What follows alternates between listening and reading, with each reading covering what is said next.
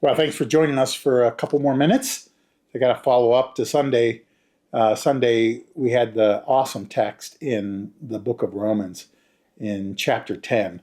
And I shared this with the congregation. That's the chapter, the text, the very text I remember accepting Jesus as my Savior on. And I remember, smiling. I always remember the reference like this. Here's how you remember that text, Romans 10, 9, and 10. TNT, 10, 9, and 10. It's a dynamite verse, TNT. And it talks to the simplicity of believing in Jesus. And so some would say believing in Jesus is hard. Others would say believing in Jesus is easy. And so Paul is trying to make the point that you don't have to climb mountains, sink into the pit, do anything. You just have to ask him to save you. And if you're sincere, if your heart's sincere and you believe, and it comes out of your mouth. Confess with your mouth, Jesus is Lord. Believe in your heart, God raised him from the dead, and you will be saved. And I said, that's such a great passage to remember. It was especially good on Sunday because Sunday was just a day of reflecting on a hardship of the things going on in our culture, shootings and all kinds of very clear evidence of evil that we tend to see too much of. That's the downside of social media and news and all this other stuff. Sometimes we see that stuff and we see it again and again, and we probably shouldn't watch that too much because it doesn't do good for us and it's unsettling for good reasons. So I wanted to say one more thing because Paul begins this passage about being how the Jews were zealots.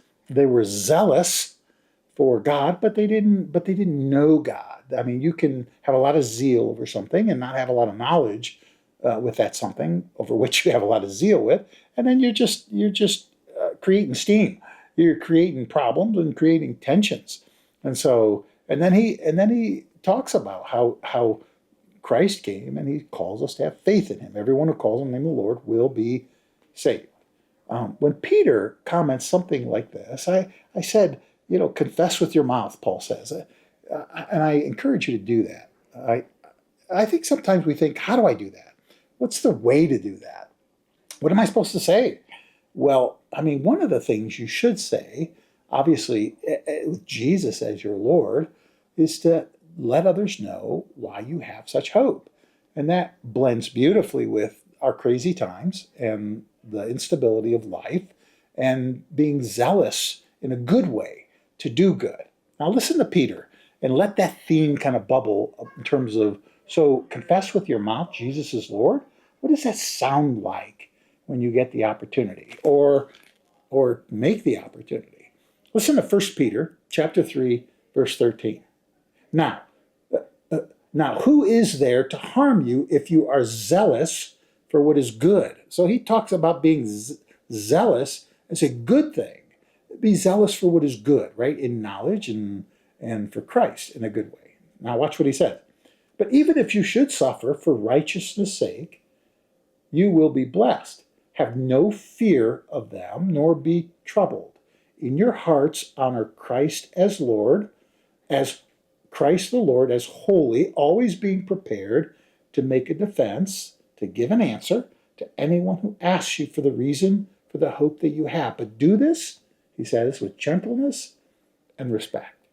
So be zealous for doing good. Don't worry if you're going to end up suffering, he says. Be prepared to speak. Now, what are you speaking? Be prepared to give an answer for the reason for the hope that you have. But do it with gentleness and do it respectfully. What am I supposed to say? Confess with your mouth Jesus is Lord. What's that going to sound like? Here, let me tell you what it sounds like. Here's the reason I have hope. I have hope because, Christ saved me. I have hope because he rescued me. I have hope because I know where I'm going. I know why I'm here. I know what I'm supposed to be doing. So that's opening your mouth and confessing that Jesus is Lord. And that's an easy way to think of it. And then as God opens up opportunity, and it will probably be in the midst of suffering. That's exactly the context there. Speak about the hope that you have. That is confessing Jesus in a great way and an easy way. Well, easy, I hope.